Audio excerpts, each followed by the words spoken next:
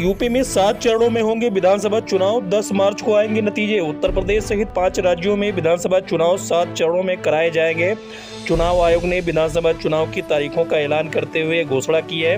उत्तर प्रदेश में 10 फरवरी को पहले चरण का मतदान होगा। सभी विधानसभा चुनाव के नतीजे 10 मार्च को आएंगे।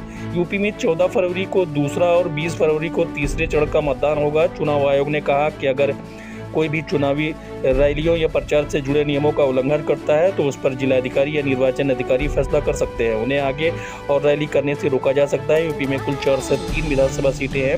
पंजाब में 117, उत्तराखंड में 70, मणिपुर में 60 और गोवा में 40 विधानसभा सीटें हैं। 7 राज्यों के लिए मतदान सबसे पहले 10 फरवरी को शुरू होगा। 10 मार्च को सभी राज्यों में मतगणना होगा। उत्तर प्रदेश में 10 फरवरी, 14 फरवरी, 20 फरवरी, 23 फरवरी, 27 फरवरी, 3 मार्च और 7 मार्च को वोटिंग होगी।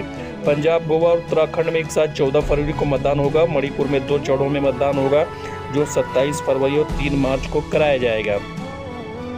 वहीं चुनाव आयोग ने कहा कि कोरोना काल में सुरक्षित चुनाव कराने के लिए नियमों का सख्ती से पालन कराया जाएगा। इसके लिए राज्यों के स्वास्थ्य सचिवों को इसके लिए अहम जिम्मेदारी दी गई है। कोरोना के ओमिक्रॉन वेरिएंट के खतरे को देखते हुए 15 जनवरी तक चुनाव रैलियों पर पाबंदी लगा दी गई है। चुनाव की तारीखों और समय सारणी को लेकर चुनाव आयुक्त ने कहा कि केंद्रीय स्वास्थ्य सचिव, गृह सचिव, विशेषज्ञ, हेल्थ एक्सपर्ट्स और अन्य पक्षों से बात करके सब कुछ तय किया गया है। मुख्य चुनाव आयुक्त ने कहा कि सभी उम्मीदवारों को ऑनलाइन नामांकन की सुविधा दी जाएगी। दागी उम्मीदवारों को अखबारों और अन्य माध्यमों पर अपने आपराधिक रिकॉर्ड की जानकारी देनी होगी। विभिन्न राजनीतिक पार्टियों को भी अपनी वेबसाइट पर यह रिकॉर्ड अपलोड करना होगा।